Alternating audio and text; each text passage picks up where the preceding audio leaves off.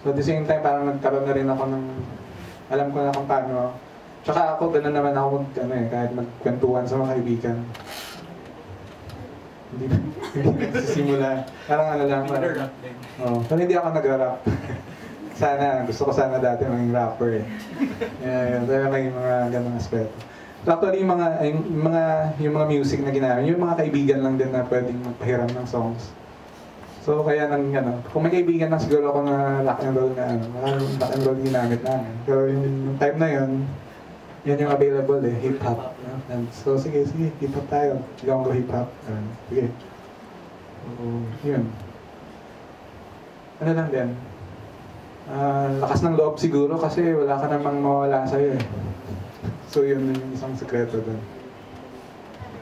How much did you Yung ginastos? Mga siguro mga 10,000 siguro. Kain lang namin. Malaki na yun, no? Kasi last day namin, nag-cast party kami. Malang beer eh.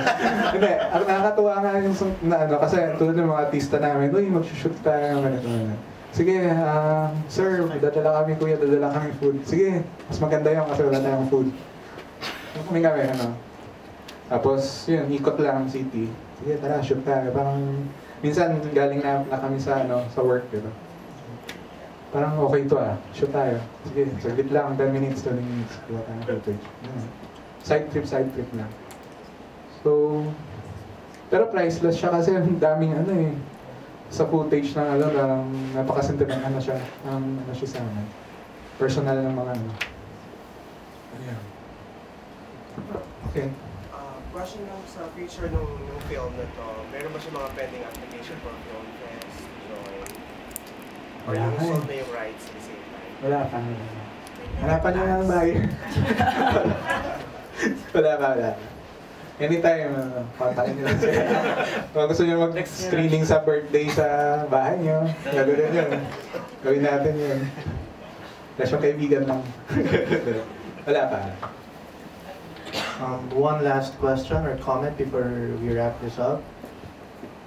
Violent reactions, interpretations, interpretative dance, rap. Okay. Sa lang, tungkol sa movie, yung scene na merong may sakit sa baryo, ibig sabihin tunay talaga siya na may sakit. Totoo yun. Sa misis ko pala yun. Di ba, nag-aaral nga siya nursing. Parang community nila. Totoo yun. Ewan ko kung buhay pa yun si Manong Boy. Kasi hindi ko lang alam, matagal-tagal na, mga ilang years na rin eh. Parang sa community talaga siya. Yung nila. Actually, may separate na doc yung ginawa misis ko for that. Sabi ko, pahiram naman ng yun. Gusto ko ibenta sa kaya ko eh. Kaso mangalit yung yung producer ko, kaibigan ko. Kami rin ng gano'n. Pero okay lang, kahit sa kaya po. Basta panood lang. Ayun.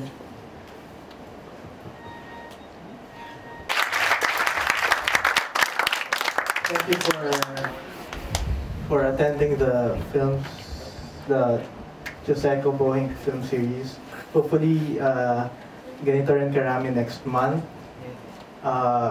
We have a Facebook account for updates on what we're going to screen next month. And then, if you haven't put in your email addresses and contact numbers in the guest paper outside, please do so we can update you on our next screening.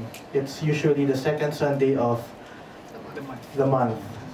And we're going to screen more beautiful films.